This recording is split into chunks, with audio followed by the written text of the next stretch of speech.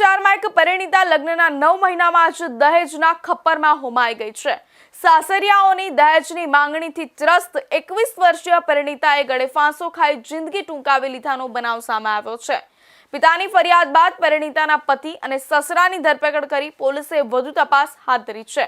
પરિણીતાના પિતાએ દહેજ આપ્યું હોવા છતાં સાસરિયા તરફથી વધુ 2 લાખ રૂપિયા લાવવા દબાણ કરાતું હોવાનો આક્ષેપ કરાયો છે।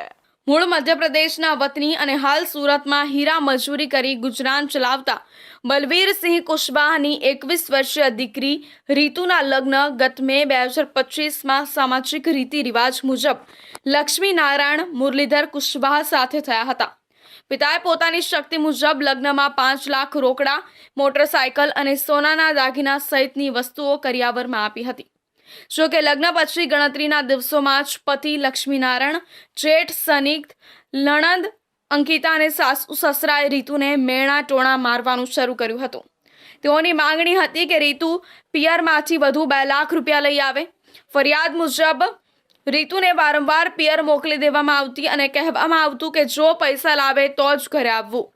પિતાએ દીકરીનું ઘર ન ભાંગે તે માટે અનેકવાર સમજાવટ કરી હતી અને રીતુને પરત સાસરીમાં મોકલી હતી। તેમ છતાં સાસરિયાઓનો ત્રાસ ઓછો થયો ન હતો।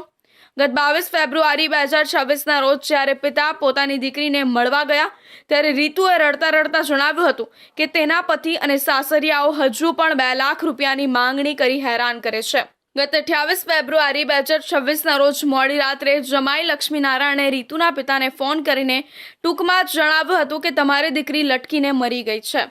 આ સાંભળી પિતાના પગ નીચેથી જમીન સરકી ગઈ હતી। તેઓ તાત્કાલિક સુરત દોડી આવ્યા હતા। મૃતક રીતુના પિતા બલવીરસિંહે કાપોદ્રા પોલીસ સ્ટેશનમાં પોતાના જમાઈ લક્ષ્મીનારાયણ, જેઠ, નણંદ અને સાસુ સસરા વિરુદ્ધ કાયદેસરની ફરિયાદ નોંધાવી છે। પિતાનો આક્ષેપ છે કે સાસરિયાઓનો અસહ્ય ત્રાસ અને દહેજની માંગણીથી કંટાળીને જ તેમની દીકરીએ આ અંતિમ પગલું ભર્યું છે। વરાછા પોલીસ દ્વારા ગણતરીના કલાકોમાં જ મૃતકના પતિ અને સસરાની ધરપકડ કરી લેવામાં આવી છે અને પૂછપરછ કરીને વધુ કાર્યવાહી કરવામાં આવી છે। આ સાથે જ અન્ય આરોપીઓને પકડી પાડવાની દિશામાં પણ ચક્રો ગતિમાન કરવામાં આવ્યા છે।